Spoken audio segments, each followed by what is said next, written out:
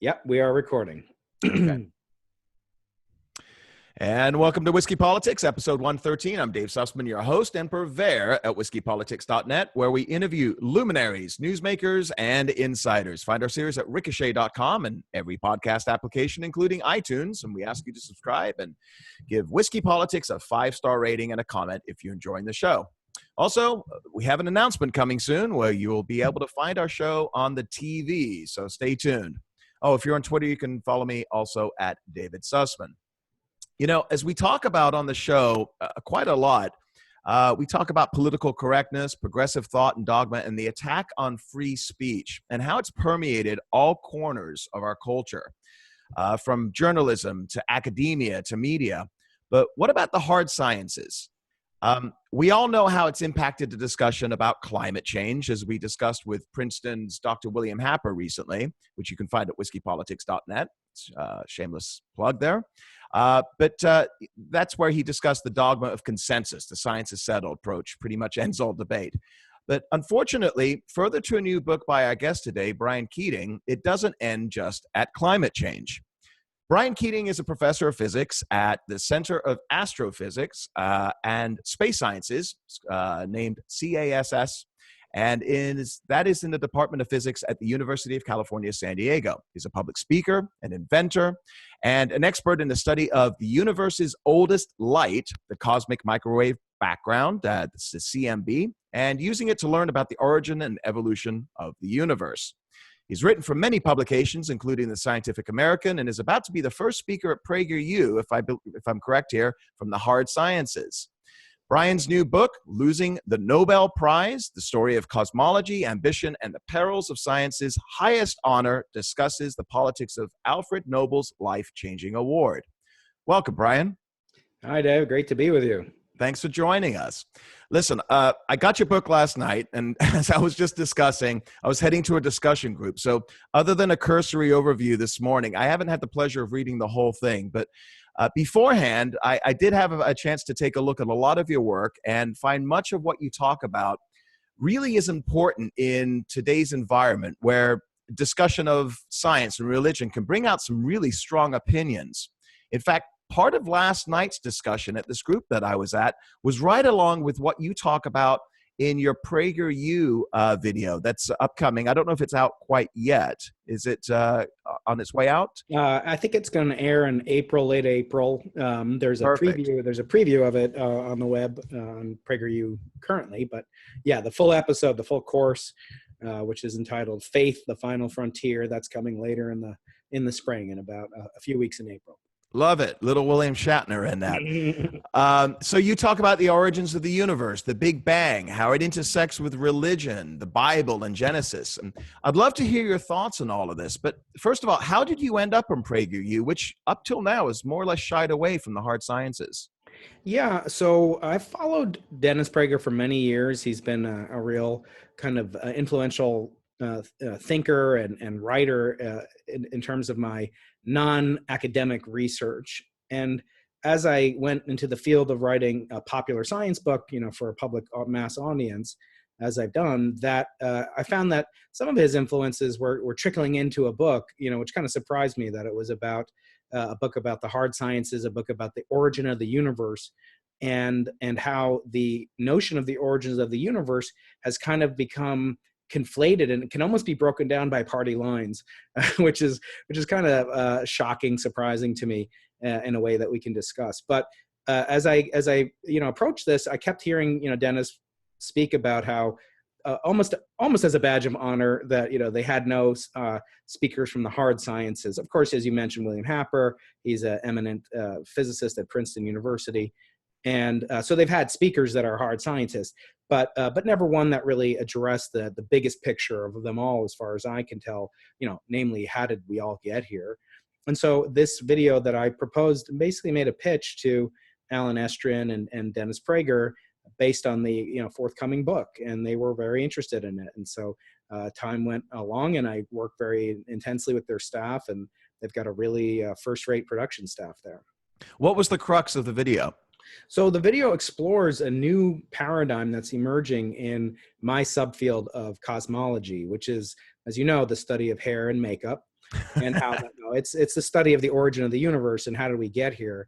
And I make the point in the video that for millennia, religious believers have had to accept much of what their particular religious doctrine says based on faith and maybe pure faith. I mean, there's people that have had direct revelations and have had Jesus appear to them and speak to them, and I don't deny how they've experienced that, but besides those kind of one-on-one experiences, there hasn't been mass revelation in thousands of years, right? So you had to really take a lot on faith, and that's okay. And I think there's principles of faith and in my religion of Judaism and Christianity as well, and I think that's a wonderful thing. However, in the sciences, more and more needs to be taken on faith to understand and really to sort of interpret the data that we're getting about the very first moments of the universe.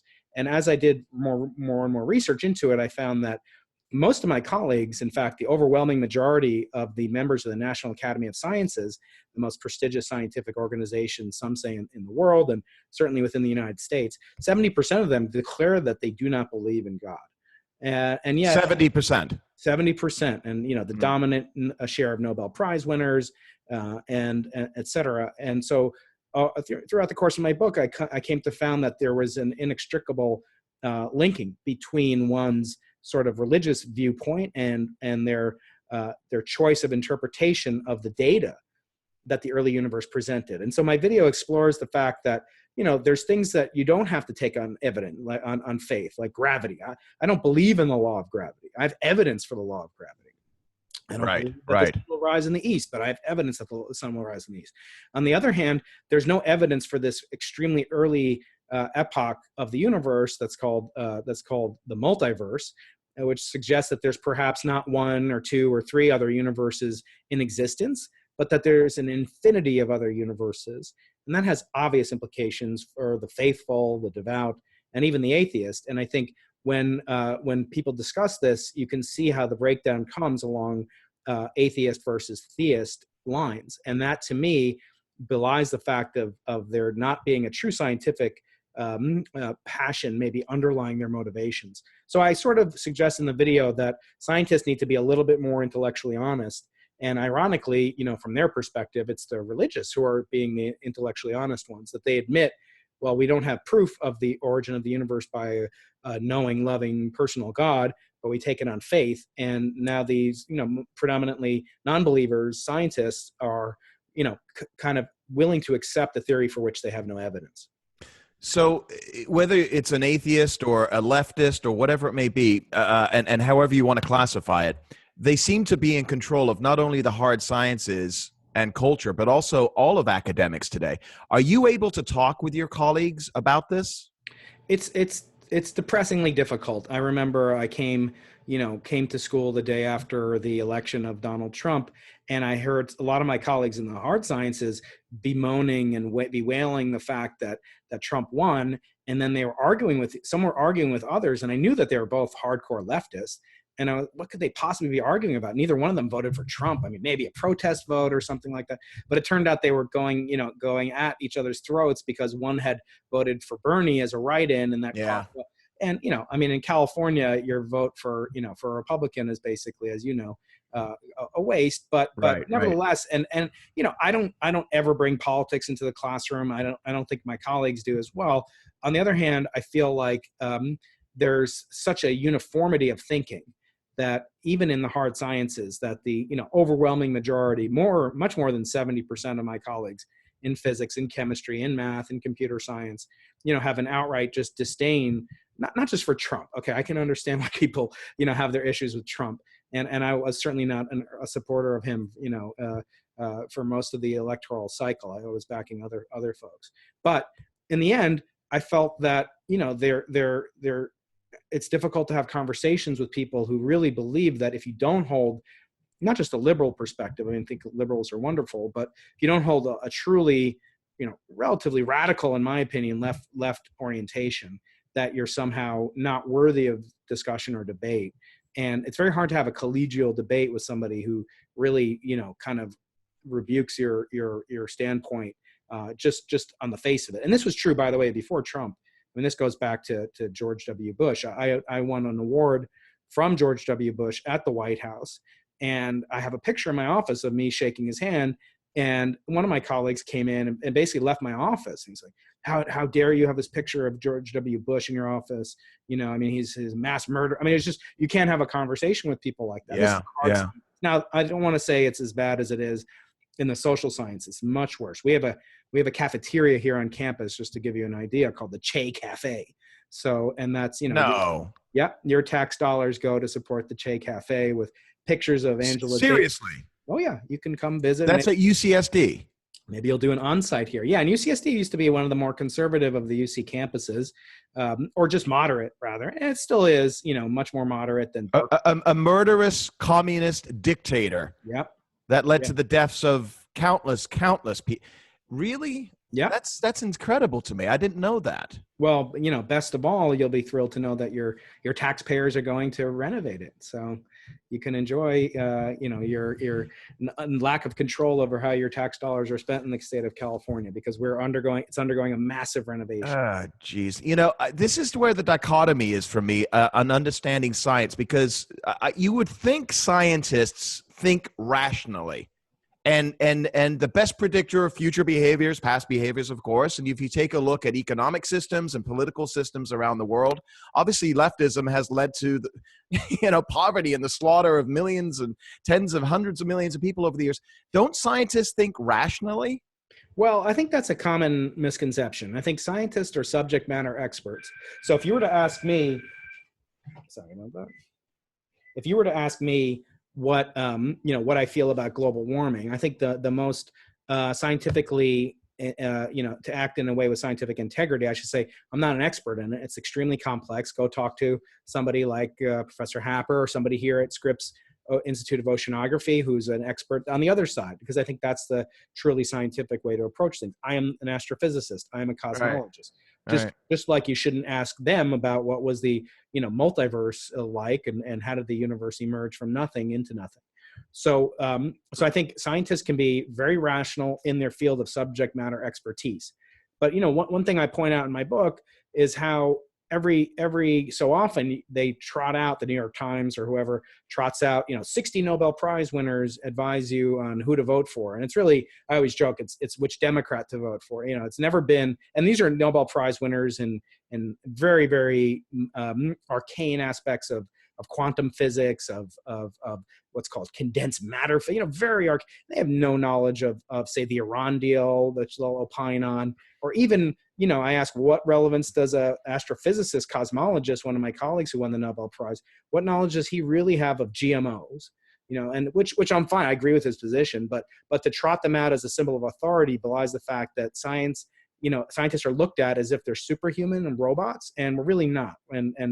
And I explore these themes as well, because I think it's a common misconception and a stereotype that really does a disservice. But in the defense of science, we do have an obligation as society's defenders of reason to be dispassionate. And I fear that we often lose that and kind of degenerate into just the normal kind of standard debates from emotional standpoints that an ordinary, non-scientist, citizen would devolve into. Yeah. And I want to talk about your book in just a moment. Fascinating.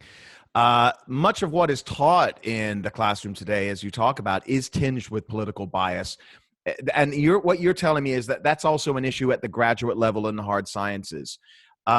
So if you're talking about, and this goes back to your expertise, the origins of the universe, there's a lot of intersectionality. I hate that term now. Holy cow, God! Been co-opted by It's exactly. But there is an intersection with religion. Yeah. What is the dialogue like with fellow scientists on that? Well, I think it depends. It depends on the individual scientist. So, not all my colleagues are, rabid leftist, and not, very few of them are, conservative in the traditional, JFK sense, maybe, of being a conservative or liberal. A classic big L liberal. Exactly. Yeah. And as I said, it's not as rampant in my, I think in the literature department and the sociology department, my colleagues over there, we just agree not to talk about politics, and that's fine. And I don't think that they would really care what I have to say. And it's not as if, someone who's a poet really is going to listen to a scientist just because he's a scientist if he's talking about something that violates their preconceived notion of what is fair, what is just, and speaks to the political correctness that they themselves subscribe to. We all have our biases, and so I think it's important to note that my colleagues at least are not teaching this in class. But you should note that there's not like some big building where we all get together, the faculty club, where we all get together and just, have our robes on and have these debates about politics. It's more subtle. I mean, pick it up, but again, it's nowhere near as bad, I think, as I've been told from my colleagues in the social sciences. And what's it like for you personally? I mean, obviously you're out there, you have your opinions, you're in the media, you've written articles. Has there been a response from your fellow professors and the administration at all? No. I mean, I think there's a virtue in the tenure system. I'm personally not for the tenure system in most cases. I think that the tenure but that protects you. It does in a sense, but I wonder how many of the academic colleagues, including myself, would be doing something other than this if we somehow didn't have tenure. And I know many great scientists who don't have tenure. I know many great scientists who never went to graduate school. And these are people that are, eminent thinkers. And so I don't think that tenure in certain fields, I think the tenure protects the university in certain cases from us leaving after they've invested a lot of money. When I was hired by the University of California, they gave me a generous amount of money to build a laboratory, to hire students, to train those students to get their PhDs. And I'm proud to say I've graduated 9 PhD students from almost every continent, and I've worked with people around the world, and that's my obligation to them. But if I lost my job, I'm quite confident that I could find a job in a technical field, which would probably pay a lot more than I'd get in academia. So I think in the hard sciences, it's unnecessary. I think in the soft sciences or in the social sciences, it leads to a lot of quite frankly nonsense that passes for scholarship. There's rabid, kind of anti-Israel sentiment that's really, kind of sponsored by say even the Judaic Studies department here and other institutions. UCSD is by no means unique. It's there is a very powerful, core group of intellectuals who are very wise people in their subject matter. But outside of it, I really don't suspect that they have much, kind of a general overall knowledge. And, I'd love to have debates, but of course it's tricky to prevent those from devolving into attacks. So my favorite anecdote was I was walking around on campus one day and I saw this big tent, and it was all, yay for Israel. And it was all these students, and they weren't Jewish, they weren't Israeli, they were Asians, they were people from just not, Gentiles from all different countries. And I asked them, what are you guys? Are you like, Jews for Jesus for Jews? What are you guys? Right. Like, no, we're the GOP club of UCSD. And I didn't even know such a thing existed. But I just thought it was so interesting that they chose to devote their time, their money to kind of protesting the anti-Israel sentiment that was going on campus and does go on campus every year. Yeah. I think, it's one of the things is that, we talk about conservatism today is almost the last bastion of free speech and protection of free speech. And whether it's stopping, folks coming to different campuses, from the conservatives or the BDS movement with Israel or whatever it is, I think you see a lot of that, a lot of the folks coming together to prevent this. I mean, I think that's probably one of the greatest threats of our time right now is you are not allowed to talk about this particular issue because it goes against or it's offending us or whatever it may be.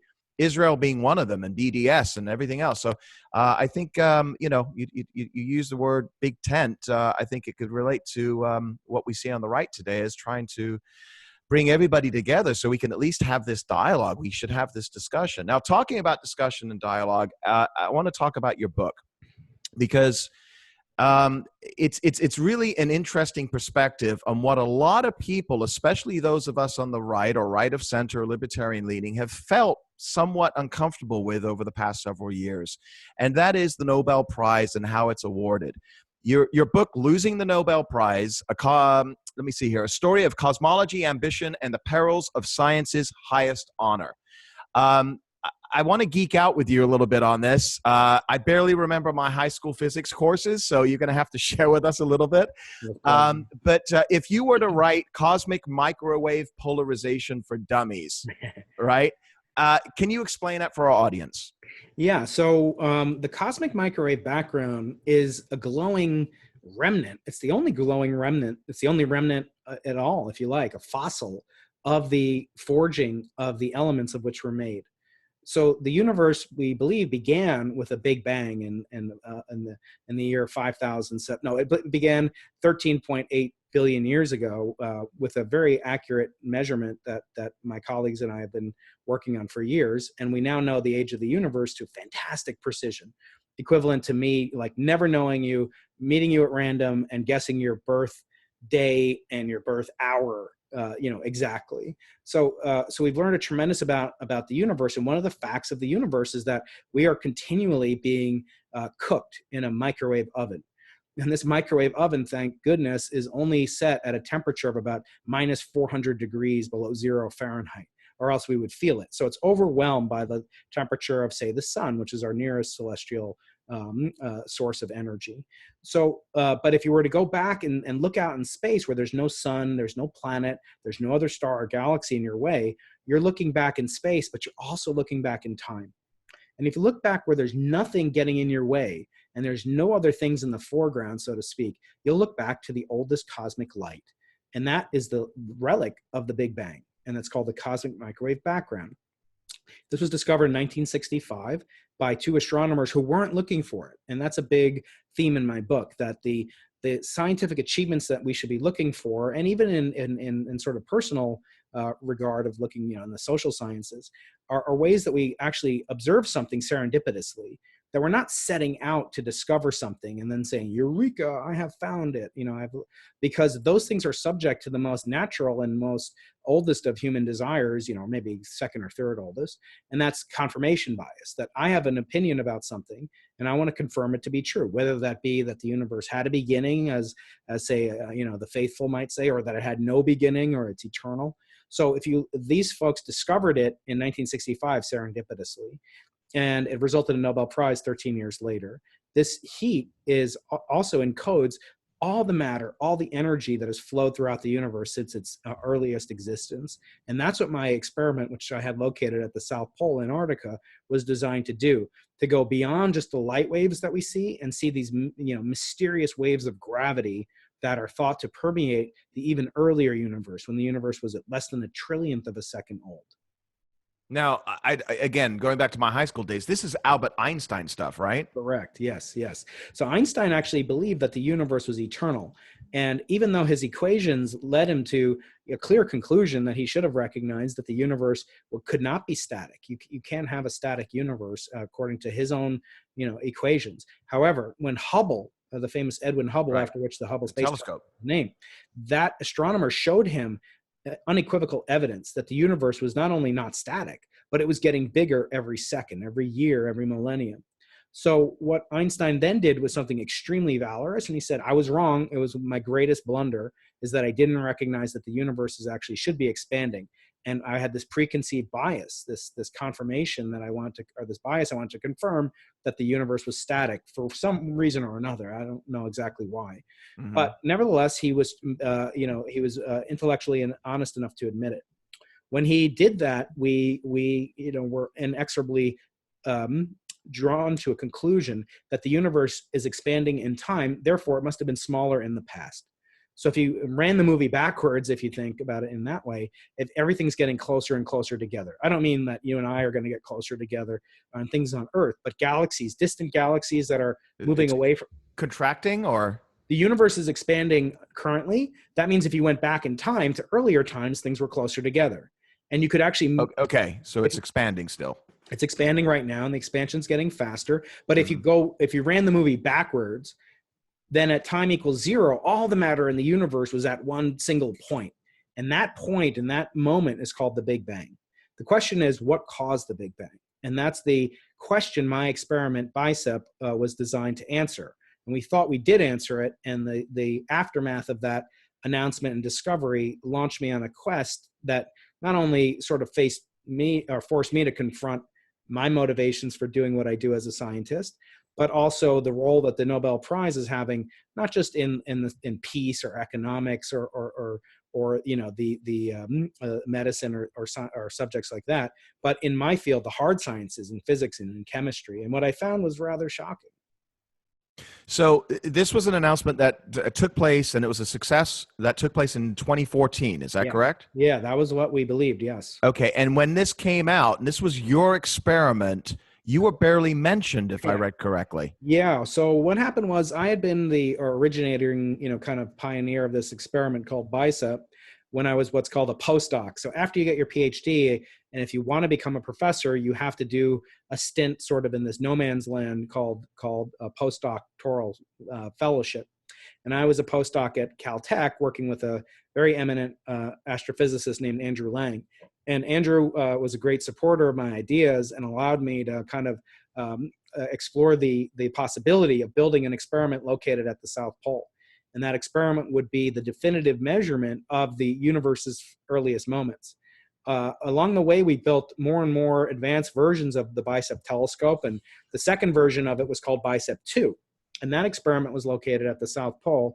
And immediately after we deployed it to Antarctica, the most cold, high, dry, forbidding landscape on the Earth, this leader, this friend, this mentor to me, Andrew Lang, committed suicide. So he's almost like a father figure to me in many ways. And that must have been brutal for you. Yeah, it was really devastating. And, part of the I hope that part of the service of my book is to encourage other scientists to seek help, because it's a very high pressure field, especially when you're seeking to win the greatest accolade, not just in science, but in all of humanity. So eventually other leaders, and by the time I had, he had committed suicide, I had moved to UC San Diego from Caltech, and the people that were left at Caltech decided that there wasn't much room left for me in this experiment anymore. And part of that, I don't get into the details of it, but part of me wondered at the time whether or not it was because there's only a limited number of people that can win a Nobel Prize each year, which is one of its major failings. And right. ensure that I speculate at the time that might have been an underlying motivation, but no one will ever be sure. Yeah. Now, as I said, I didn't get a chance to read the entire book, but I did peruse through it. So explain for us, if you can, the process of the nomination. I saw the invitation in the beginning of the book. Share with us how that works. Yeah. So not only was I, sort of a Nobel aspirant myself, and for many years, much to my later regret, I was aspiring at all costs to win the Nobel Prize, and it became sort of a source of the identity of a scientist. And I was told things like, to get tenure, you have to be, kind of on the short list to win a Nobel Prize. So not only did I create this experiment, which would, if correct, would have won a Nobel Prize. It's not clear if I would have won it or lost it, and hence part of the title. But the other aspect of the title's double entendre nature is that what's wrong with the Nobel Prize should be gotten rid of. We should lose those aspects of the Nobel Prize. And one of those is the nomination process. So in 2015, after the affair that I described regarding the BICEP experiment took place and sort of reached its denouement, I was asked just completely serendipitously to nominate the next year's winners of the Nobel Prize. And in the letter, they invited me to nominate people, and I share the letter in the book. And they said, under no circumstances share this letter. So I think my chances of a second nomination are pretty slim.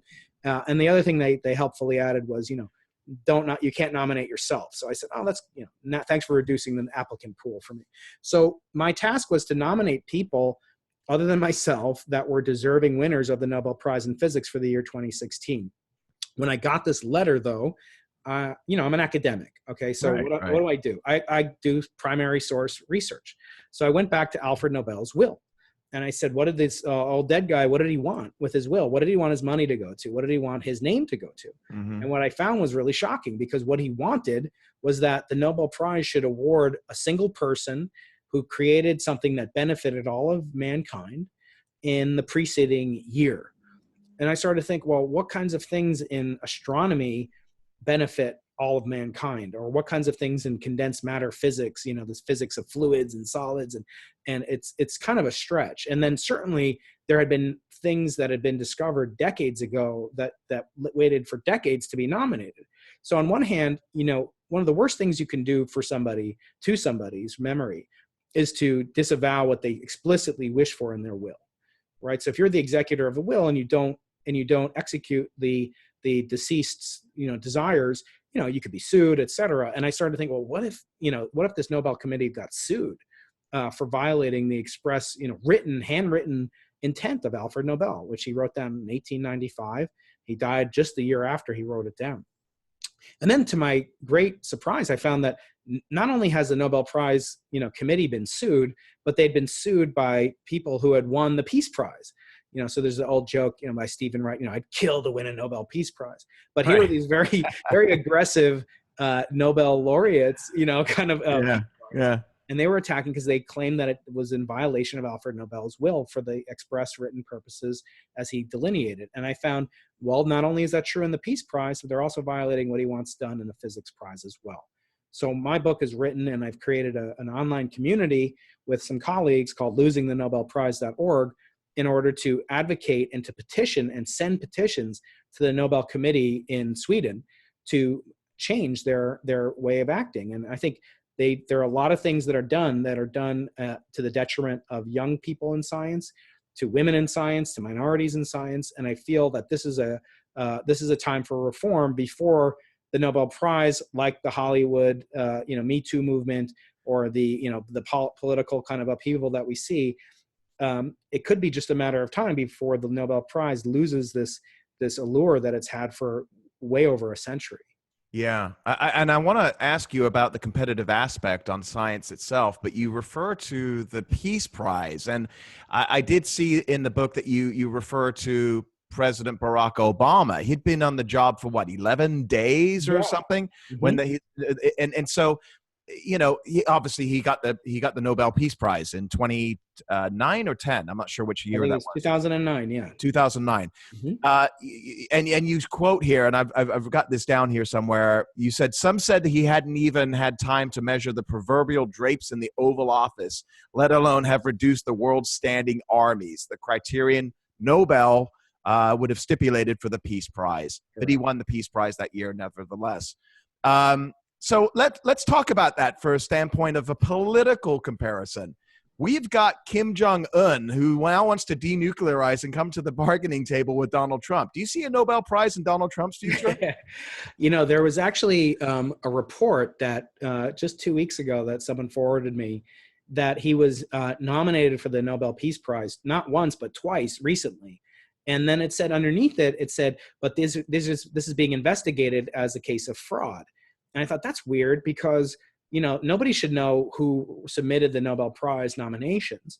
And because it's kept secret, get this, my identity, if I didn't expose myself, would have been kept secret for 50 years. So longer than the JFK Warren Commission assassination files, okay? So for some reason, which I speculate about in the book, the Nobel Committee has wrapped up in this inscrutable, non-transparent, opaque process that involves, the deep secrets of the Swedish state. And so it was actually brought to my attention that in other prizes, the nomination and the nominees' identities are not kept secret.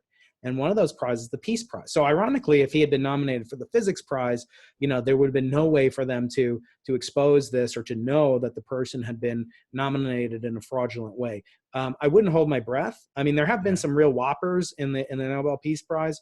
I say in the book, Obama's award is perfectly consistent with the rules of the Nobel Committee, which is what I think is a little bit.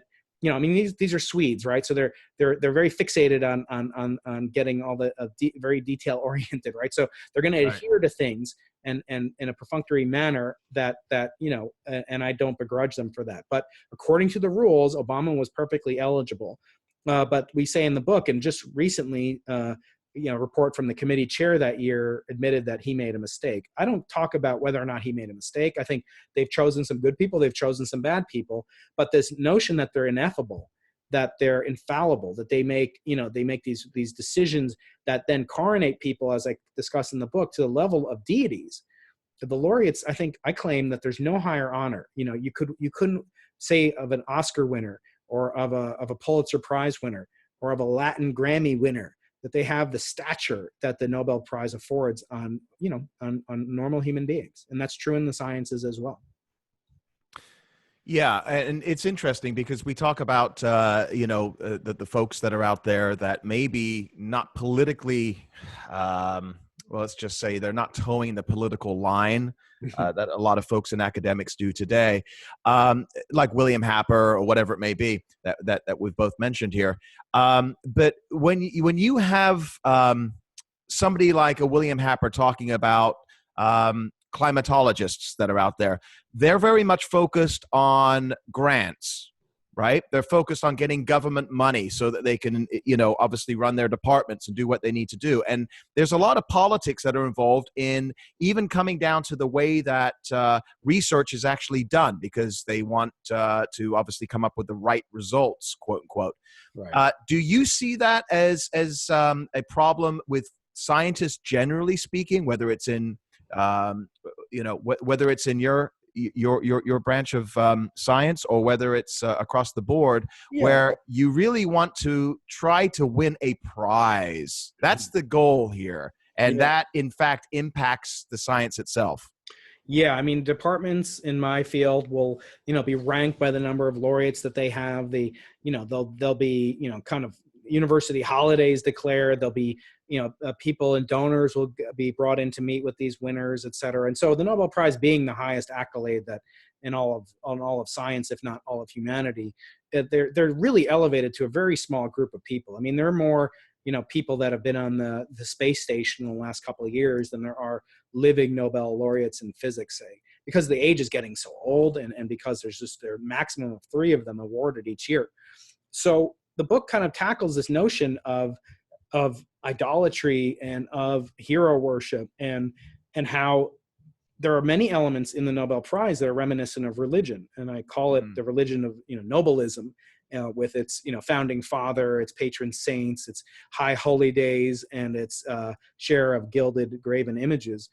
And so the notion of achieving an achievement, I thought back to a story that I heard once about young Olympic aspirants.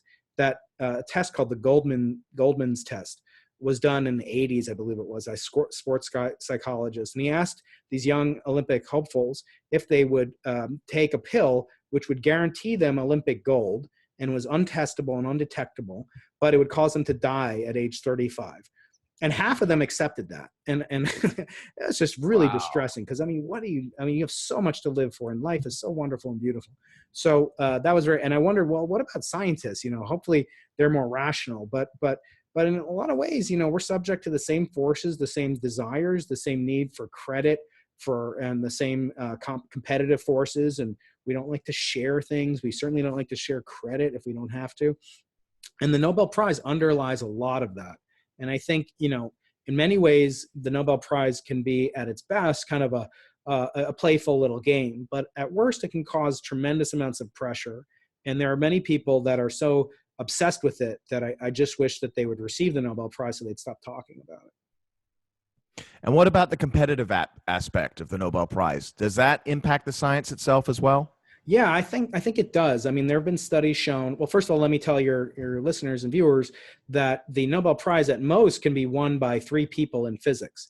That's not true of the Peace Prize, for example. The Peace Prize can be won by thousands of people, as indeed happened when Al Gore won half of the prize, and about 500 other scientists, some of whom my colleagues here in San Diego, shared it for global warming, bringing attention to global warming.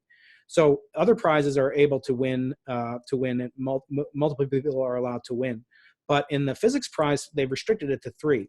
Now, in my experiment that I spoke about earlier called BICEP, that experiment had 49 collaboration members on it, any one of whom, if they were missing, the experiment wouldn't have succeeded.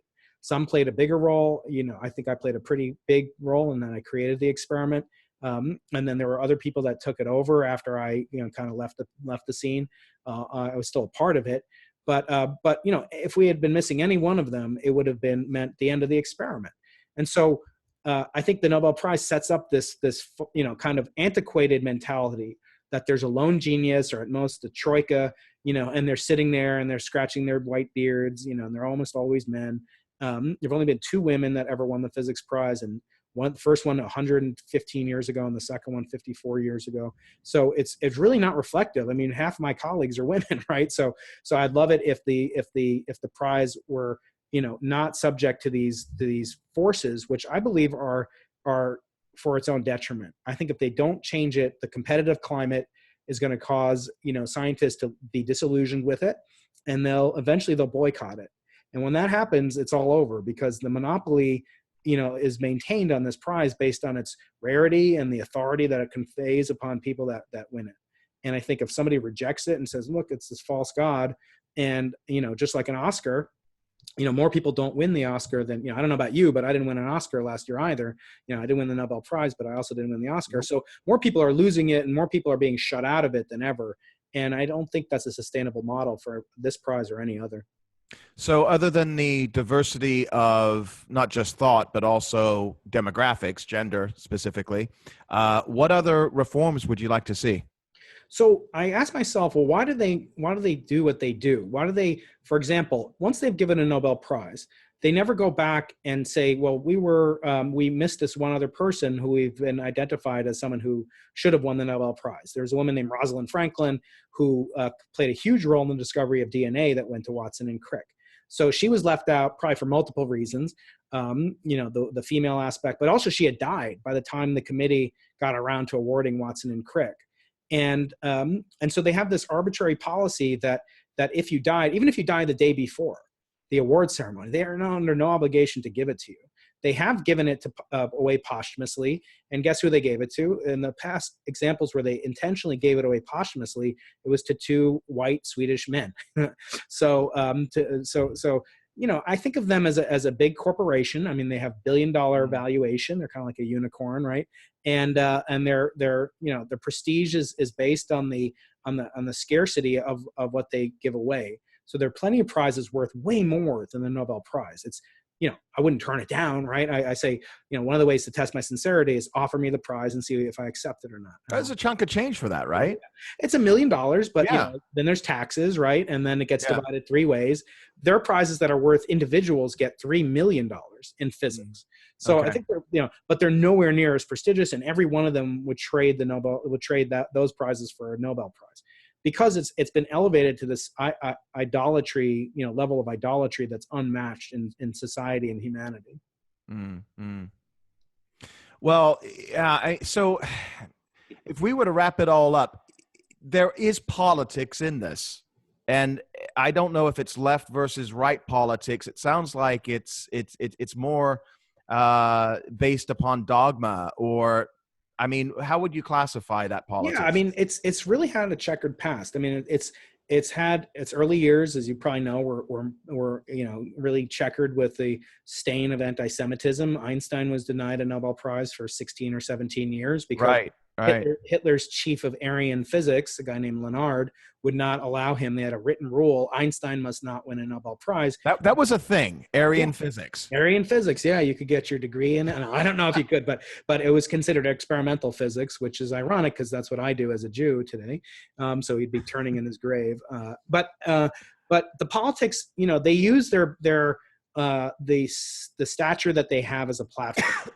So if you listen to the ceremonies, you'll hear things like when in 2017, when the Nobel Prize was awarded, or in late 2016, when the Nobel Prize was awarded 2 years ago, that was around the time when it was after the election of Donald Trump.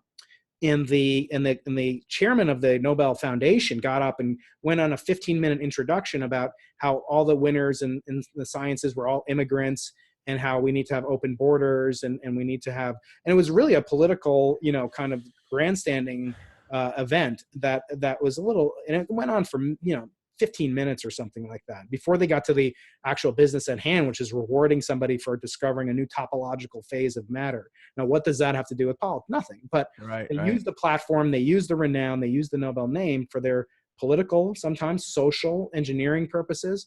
And certainly, they've used the Peace Prize and the Economics Prize, which was sued by Nobel's great grandnephew, because it was done purely politically to reward people with which the Swedish or the Swedish Academy, the Swedish Central Bank agreed with. So I think there's Yeah. definitely latent politics there, less so in the sciences.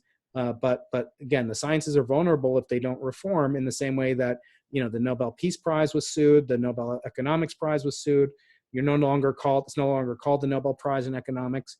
So I wrote it as sort of a Jeremiad and a clarion call for reform in general, but also as a way for scientists to be introspective about what really motivates a person to do what they do. Well, let's hope a lot of people read this, especially the scientists and those folks in Sweden, and maybe they will take a lot of what you say to heart. And I'm sure a lot of people will acknowledge, some of the faults that they have there. So hopefully things can improve. Brian, where can folks find you? So I'm on Twitter at Dr. Brian Keating on Twitter, which is all one word, BrianKeating, and I have a website, briankeating.com, BrianKeating. And when's the book coming out? The book is out on April 24th. It's published by W.W. Norton. And I'm looking forward to getting feedback from not only scientists, but anyone who's ever aspired to great accolade and fame, and like me, not gotten into his or her personal promised land. Yeah.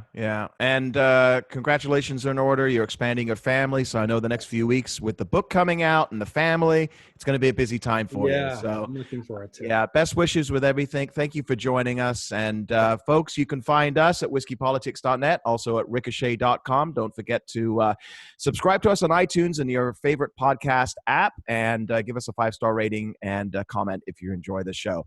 Special thanks again to Brian Keating, professor of physics at the Center of Astrophysics and Space Sciences at UCSD. We'll be back again real soon at Whiskey Politics.